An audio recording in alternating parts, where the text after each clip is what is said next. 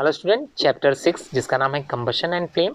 आज के चैप्टर में आप लोग एनसीईआरटी एक्सरसाइजेज जो इस चैप्टर के रिलेटेड एक्सरसाइजेस हैं वो आप लोग समझने वाले हो और उम्मीद करता हूँ आप लोग एंड तक वीडियो जरूर देखोगे। वीडियो को लाइक शेयर कमेंट जरूर इस पर करोगे और ध्यान रहे अगर चैनल सब्सक्राइब नहीं किया होगा तो चैनल को सब्सक्राइब आप लोग जरूर करोगे।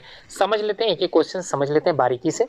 क्वेश्चन नंबर 1 में सिंपल पूछा गया, list conditions under which combustion take place. Combustion का मतलब होता है किसी चीज़ में आग कब लगेगी, कौन कौन सी कंडीशंस होती हैं जिसमें आग लगने की संभावना बढ़ जाती है। तो conditions under which combustion can take place are as follows. तो क्या चीज़ होना ज़्यादा ज़रूरी है? Fuel is required. अगर फ्यूल नहीं है जिसको जलाना है, फ्यूल नहीं है जिससे जलाना है, अगर वही चीज़ नहीं है तब तो कोई भी चीज़ आसानी से जलाई नहीं जा सकती। उसके बाद अगर एयर नहीं है, ध्यान रखना एयर इज़ मोस्ट इम्पॉर्टेंट, ठीक है। एयर जिसको हम लोग ऑक्सीजन ब्रैकेट में लिखा हुआ है, ये बिल्कुल ज़्यादा ज़रूरी है। अगर ये नहीं होगी तो भी आग लगाना पॉसिबल नहीं है किसी चीज़ में। उसके बाद हर चीज़ का कोई ना कोई एक टेम्परेचर, इग्निशन टेम्परेचर होता है जिस पर वो चीज़ जलती है। ध्यान रखना कोई ना कोई चीज़ अगर वो जलती है तो उसका एक ना एक इग्निशन टेम्परेचर ज़रूर होगा, ठीक है, जिस पर वो आसानी से आग पकड़ सकती है। ठीक, समझ में आ गई कहानी। कहानी का मतलब कुछ इस प्रकार से आप लोग समझ सकते हैं कि सपोज़ कीजिए अगर कोई सूखी घास है, उसको जैसे आप लोगों ने देखा होगा जंगल में आग लग गई, तो जंगल में आग क्या माचिस से लगाई गई थी? नहीं, वो आग ऐसे नहीं लगी थी। वो आग तब लगी थी जब उसने ज़्यादा इग्निशन टेम्परेचर प्राप्त कर लिया था। इग्निशन टेम्परेचर मतलब किसी वस्तु का या फिर किसी सब्सटेंस का एक मानक टेम्परेचर होता है जिस पर कोई वस्तु आग पकड़ लेती है, ठीक है। तो इतनी ज़्यादा गर्माहट उसको मिली कि उसने अपना इग्निशन टेम्परेचर प्राप्त कर लिया और वो जलने लगी, ठीक है। तो हर एक सब्सटेंस का एक इग्निशन टेम्परेचर होता है जिस पर वो चीज़ जलने लगती है। समझ में आ गया आप लोगों को बात? सिंपल सी 3 चीज़ें थी जो आप लोगों को इस क्वेश्चन के सॉल्यूशंस में लिखनी है। उसके बाद क्वेश्चन नंबर 2 में आप लोगों को जो लिखना है उसको समझ लेते हैं। फिल इन द ब्लैंक्स में आप लोगों से पूछा गया है सेकंड के ए में, बर्निंग ऑफ वुड, वुड मतलब लकड़ी होता है, एंड कोल, कोल मतलब कोयला होता है।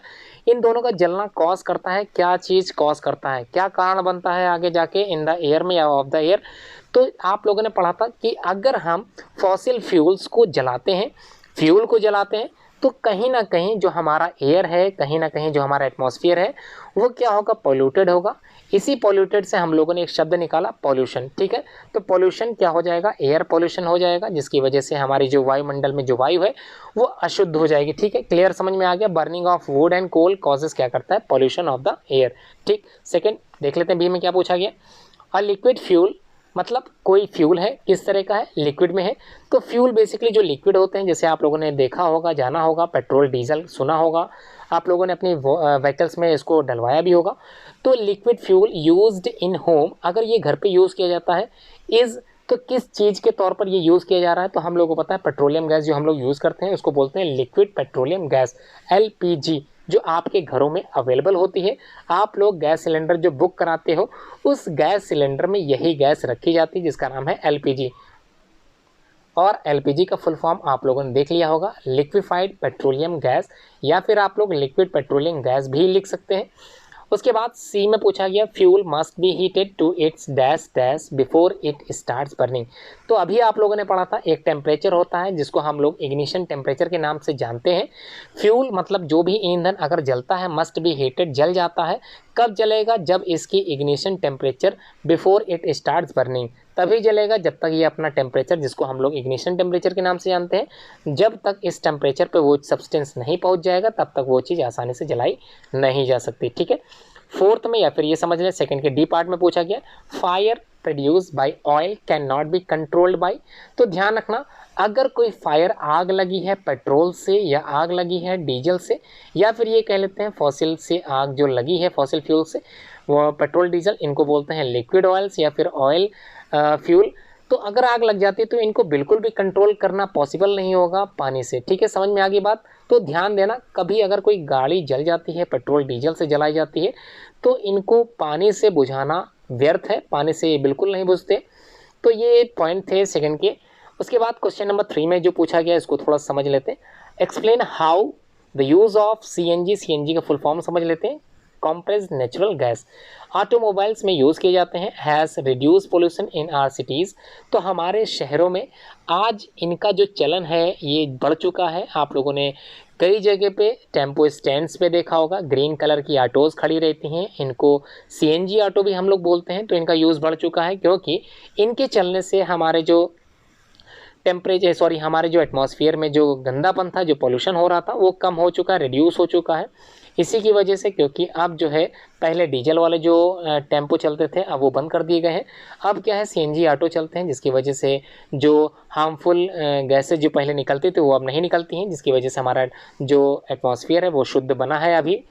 अब बात करते हैं लिखना क्या है इसमें। CNG produces very small amount of harmful products like sulphur dioxide, oxides of nitrogen, oxides of sulphur etcetera. तो सीएनजी एक तरह का आप लोग कह सकते हैं क्लीनर फ्यूल्स है, जिसको आज आसानी से यूज़ किया जा रहा है। ठीक है, नेक्स्ट पेज पे क्वेश्चन नंबर 4 है। आप लोगों को क्या करना है, कंपेयर करना है एलपीजी का एंड वुड एज फ्यूल्स, मतलब लकड़ी को जब आप लोग जलाते हैं और वही चीज़ अगर आप लोग एलपीजी जलाते हो तो दोनों में क्या कंपैरिजन है, इसको आप लोगों को लिखना है। सबसे पहले प्रॉपर्टीज़ को लेके चलते हैं। एनर्जी पर यूनिट मास, मतलब कितनी एनर्जी मिलती है किस चीज़ से। एलपीजी से एनर्जी ज़्यादा मिलेगी, जबकि वुड लकड़ी जलाने से एनर्जी कम मिलती है। पोल्यूशन की बात करें तो एलपीजी और सीएनजी ऐसे पेट्रोलियम गैसेस हैं जो क्या करते हैं, लेस पोल्यूशन करती हैं, जबकि लकड़ी को जलाने से पोल्यूशन ज़्यादा होता है। उसके बाद रेसिड्यू, तो लीव नो रेसिड्यू और लीव एज रेसिड्यू, मतलब इनको जलाने के बाद कुछ भी अंश नहीं बचता, जबकि लकड़ी को जलाने के बाद राख मिल जाती है, जबकि एक हार्मफुल सब्सटेंस माना जाता है जो कि। उसके बाद फोर्थ है स्टोरेज एंड ट्रांसपोर्ट। स्टोरेज का मतलब इनको आसानी से स्टोर करके रखा जा सकता है, और ट्रांसपोर्ट मतलब एक स्थान से दूसरे स्थान तक पहुंचाने का कार्य भी आसानी से किया जा सकता है। तो एलपीजी की बात करें तो easy to store and easy to transport, जबकि वुड लकड़ियों को पहुंचाना और लकड़ियों को जंगलों से लाना ये सबसे बड़ा जटिल कार्य है। तो ये थे इसके सॉल्यूशंस। अब आप बात करते हैं, अब हम लोग बात करने वाले हैं क्वेश्चन नंबर 5 की। यहाँ पर आप लोगों को रीज़न बताना है। रीज़न क्या है, पहला है A, water is not use to control fire involving electrical equipment. तो आप लोगों ने ध्यान दिया होगा जब ट्रांसफार्मर में आग लग जाती है तो उसमें वाटर का इस्तेमाल नहीं किया जाता, पानी बिल्कुल भी नहीं डाला जाता। तो डालते क्या है, बालू, कंक्रीट, पत्थर इत्यादि। आप लोगों ने देखा होगा बुझाते समय आग को, ट्रांसफार्मर की आग को बुझाते समय लोग इसी प्रकार का साधन यूज़ करते हैं। बालू, मोरंग, गिट्टी डालते हैं, मिट्टी डालते हैं, जिससे आग पर काबू पाया जा सकता है। ठीक है, इसी पर आप लोगों को लिखने हैं, कुछ शब्द लिखने हैं, कुछ पॉइंट लिखने हैं जो ये बताते हो कि ऐसा क्यों होता है कि पानी का इस्तेमाल बिल्कुल नहीं करना चाहिए अगर किसी इलेक्ट्रिक इक्विपमेंट में आग लगी हो। तो जैसा कि हम लोग जानते हैं, water is not use to control fire involving electrical equipment because it may conduct electricity and harm those trying to do use the fires. और हमको जो है क्या कर सकता है, वो जो करंट उस इलेक्ट्रिसिटी वायर में चल रहा था वो हम तक पहुंच सकता है, क्योंकि हमको पता है water is also a source जो करंट को आगे फ्लो कर सकता है। ठीक है, इसी वजह से ऐसा नहीं करते हैं। उसके बाद सेकंड रीज़न आप लोगों को बताना है, LPG is a better domestic fuel than wood. तो अभी आप लोगों ने कंपेयर में ये पढ़ ही लिया था, इसको लिखना भी बिल्कुल उसी तरह से। LPG is a good fuel to compare as a wood, it is readily available and it is cheap, it burns easily in the air and moderate rate and it produces large amount of heat that it is not have behind any undesirable substance. जबकि वहाँ पर would को जलाने के बाद ashes form होते हैं जो राख बन जाती है। तो यहाँ पर बिल्कुल भी ऐसा देखने के लिए नहीं कुछ मिलने वाला है। तो बिल्कुल भी हमारे जो एटमॉस्फेयर है उसके लिए पोल्यूटेड नहीं है। तो एलपीजी का यूज़ अब ज़्यादा से ज़्यादा यूज़ लोग कर रहे हैं, हर घरों में एलपीजी गैस पाई जाती है। उसके बाद थर्ड पॉइंट में आप लोगों को रीजन बताना है, paper by itself catches a fire easily whereas a piece of paper wrapped around aluminium pipes does not. हमको पता है पेपर मतलब कागज़ जो होता है वो आसानी से आग पकड़ लेता है, जबकि वही कागज़ अगर किसी एल्युमिनियम फॉयल से लपेट दिया जाए तो आग नहीं पकड़ पाता है, क्योंकि हम जानते हैं कि पेपर का इग्निशन टेम्परेचर जो होता है वो क्या होता है, कम होता है, जबकि एल्युमिनियम मेटल का क्या होता है वो ज़्यादा होता है। जब तक उसको ज़्यादा अमाउंट में एनर्जी या फिर हीट ना मिले तब तक वो नहीं जलता है, जबकि पेपर को अमाउंट में एनर्जी उतनी मिल जाती है तुरंत वो आग पकड़ लेता है। तो इसका सिंपल सा रीज़न है इग्निशन टेम्परेचर। फिर भी हम लोग इसके बारे में क्या लिखना है ये समझ लेते हैं। Paper by itself catches a fire easily whereas a piece of paper wrapped around an aluminum pipe या pipe does not because the ignition temperature of paper जो क्या होता है बहुत ही लो होता है as compared to the paper wrapped around aluminum pipe जो कि बहुत ज़्यादा होता है। तो यही एक इसका सिंपल सा रीज़न है। अब आप लोग क्वेश्चन नंबर 6 में क्या करना है, make a label diagram of candle flame. तो अब जो टर्म्स या फिर अब जो बात हो रही है वो फ्लेम की बात हो रही है, तो यहाँ पर थोड़ा सा डायग्राम आप लोगों को ध्यान से देखना होगा, इसी में सारे आंसर छुपे मिल जाएंगे। आप लोगों को क्या करना है, आप लोगों ने देखा होगा फ्लेम का डायग्राम सामने बना हुआ है। इसमें जो outer layer, outer zone complete है, जिसको कंपोजिशन, जिसको ब्लू में दिखाया गया है, ये सबसे हॉटेस्ट पार्ट होता है, यहाँ पर आप लोगों ने देख लिया होगा। उसके बाद सेकंड पार्ट जिसके अंदर आप लोग जाएंगे तो मिडिल जोन मिलेगा, जिसको पार्शियल कंबशन येलोइश दिखाई दे रहा है, मॉडरेट हॉट होता है। उसके बाद जब आप लोग अंदर जाएंगे, जिसको हम लोग यहाँ पर समझ रहे थे, येलो पार्ट के अंदर वाला पार्ट लीस्ट हॉट होता है, कम से कम गर्म होता है। Inner most zone aberrant basically क्या होता है, वैक्स वेपर्स ब्लैक के रूप में पाए जाते हैं। वैक्स कैंडल नीचे दिखाई दे रही है। तो ये डायग्राम आप लोगों से क्वेश्चंस पूछे जाते हैं, तो आप लोग इसको तैयार कर लेंगे। उसके बाद क्वेश्चन नंबर 7 में सिंपल पूछा गया है। क्या पूछा गया, name the unit in which caloric value of a fuel is express. तो फ्यूल जो जलता है, ईंधन जो जलाए जाते हैं, उनकी कोई ना कोई कैलोरिक वैल्यू होती है, जिससे उनकी एनर्जी का पता लगाया जा सकता है। ठीक है, तो इसको किस फॉर्म में या किस यूनिट में लिखा जाता है, इसको हम लोग लिखते हैं किलो जूल पर किलोग्राम। ठीक है, KG upon KG, KJ upon KG। तो इसी फॉर्म में आप लोगों को लिखना है। तो आंसर क्या लिखना है, the calorific value of a fuel is express in the unit call, जिसको हम लोग जानते हैं किलो जूल पर किलोग्राम। तो KJ अपॉन KG। ठीक है, ये सिंपल फॉर्म में लिखा हुआ है। उसके बाद क्वेश्चन नंबर 8 में explain how CO2 is able to control fire. किस प्रकार से कार्बन डाइऑक्साइड गैस किसी ईंधन पर या फिर किसी आग में काबू पा सकती है।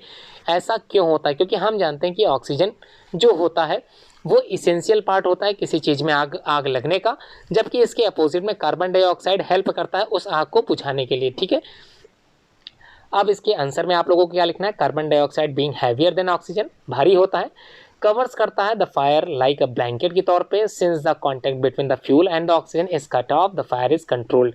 तो हम लोगों ने देखा है, क्या देखा है कि जितने भी फायर एक्सटिंग्विशर्स होते हैं उसमें सॉलिड कार्बन डाइऑक्साइड का इस्तेमाल किया जाता है, या फिर जो CO2 होती है आइस फॉर्म में होती है, सॉलिड फॉर्म में होती है, उसका इस्तेमाल करते हैं। आप लोगों ने इसका यूज़ भी किया होगा। तो फायर एक्सटिंग्विशर में कौन सी गैस भरी होती है, कार्बन डाइऑक्साइड। किस फॉर्म में भरी होती है, सॉलिड फॉर्म में भरी होती है। इसी वजह से हम लोग आग पर काबू आसानी से पा सकते हैं। क्वेश्चन नंबर 9 की बात कर लेते हैं। क्वेश्चन नंबर 9 में सिंपल पूछा गया, it is very difficult to burn a heap of green leaves but dry leaves catches fire easily explain. तो हम जानते हैं ग्रीन लीव्स में, जहाँ तक ग्रीन लीव्स की बात करते हैं, तो ग्रीन लीव ताज़ी होती है, फ्रेश होती है, और उसमें वाटर वेपर की मात्रा ज़्यादा होती है, वाटर की मात्रा ज़्यादा होती है, जिस कारण वो आसानी से आग नहीं पकड़ते। जबकि जो ड्राई लीव्स होती हैं, सूख जाती हैं जो पत्तियाँ, उसमें पानी की मात्रा बिल्कुल नहीं होती, जो वाटर उसमें रह जाता है वो बिल्कुल सूख जाता है, जिस वजह से उसका इग्निशन टेम्परेचर ग्रीन के अकॉर्डिंग बढ़ जाता है, जिसकी वजह से वो फायर पकड़ लेती है। लो हो जाता है, इग्निशन टेम्परेचर लो हो जाता है, जिस वजह से वो फायर पकड़ लेती है। समझ में आ गया। क्या करना है आप लोगों को, सिंपल्स क्या लिख देना है, यही आंसर है। The ignition temperature of green leaves is higher होता है। ध्यान रखना, हायर होता है, इसका मतलब इनको ज़्यादा से ज़्यादा एनर्जी चाहिए, ज़्यादा से ज़्यादा हीट चाहिए, जिसकी वजह से ये जल पाएंगे। जबकि द अदर हैंड हम लोग जानते हैं कि dry leaves catch fire easily because the ignition temperature is very low. ये समझ में आ गया। क्वेश्चन नंबर 10 की बात करते हैं, which zone is of flame. जो फ्लेम के अभी आप लोगों ने जोन्स पढ़े थे, does a goldsmith use for the melting gold and silver and why. आप लोगों ने देखा होगा सुनार की दुकान में इसी फ्लेम के द्वारा वो क्या करता है, धातुओं को गलाने के लिए इस्तेमाल करता है। ठीक है, मेटल्स को क्या करता है, पिघलाने के लिए या गलाने के लिए उस फ्लेम से कुछ तार से वो गरमाने की प्रयास करता है, और उस मेटल को क्या करता है, गरमाता है या फिर पिघलाता है। ठीक है, ऐसा गोल्ड स्मिथ करते हैं। क्यों करते हैं, कारण क्या होता है, gold Smith uses the outer most layer of the flame for melting gold and silver because it is the hottest zone, जिसको हम लोग पढ़ चुके हैं, समझ चुके हैं। Complete combustion of the flame यहीं से स्टार्ट होता है। ठीक है, क्वेश्चन नंबर 11 में पूछा गया, in the experiment 4.5 kilogram of a fuel was completely burn, जला दिया जाता है। The heat produce was measured किया जाता है टू बी 18,000। इसका मतलब 1,80,000 किलो जूल एनर्जी जो मेजर्ड हुई थी। Calculate the calorific value of the fuel. तो फॉर्मूला आप लोगों को याद करना पड़ेगा कैलोरीफिक वैल्यू वाला, जब भी अभी आप लोगों ने याद किया था, क्या याद किया था, किलो जूल अपॉन किलोग्राम। तो बिल्कुल वैसे ही फार्मूला की जगह आप लोगों को यूनिट पुट कर देनी है। किलो जूल कितना था, 1,80,000, ये आपको ऊपर लिखना है 4.5 kg, नीचे लिख लेना, डिवाइड करने के बाद 40,000 किलो जूल प्रति किलोग्राम, ये आंसर इसका आ जाएगा। तो आंसर आप लोग समझ गए, कैलोरीफिक वैल्यू आप लोगों को फॉर्मूला याद करना पड़ेगा।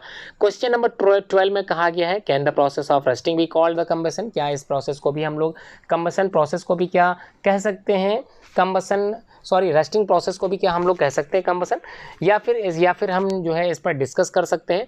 तो आप लोग जानते हैं एक रस्टिंग प्रोसेस होती है जिसमें लोहे पर क्या जम जाती है, जंग लग जाती है, तो इसको कंबशन बिल्कुल नहीं बोलेंगे, क्योंकि कंबशन एक प्रोसेस होती है जिसमें हम लोगों ने इग्निशन टेम्परेचर के बारे में अध्ययन किया था। ठीक है, समझ लेते हैं इसको, क्या समझना है। No as rusting is a very slow process, बहुत ही धीमी प्रक्रिया होती है कंपेयर टू कंबसन के तौर पे। ठीक है, and the heat evolve in the combustion is much more than rusting.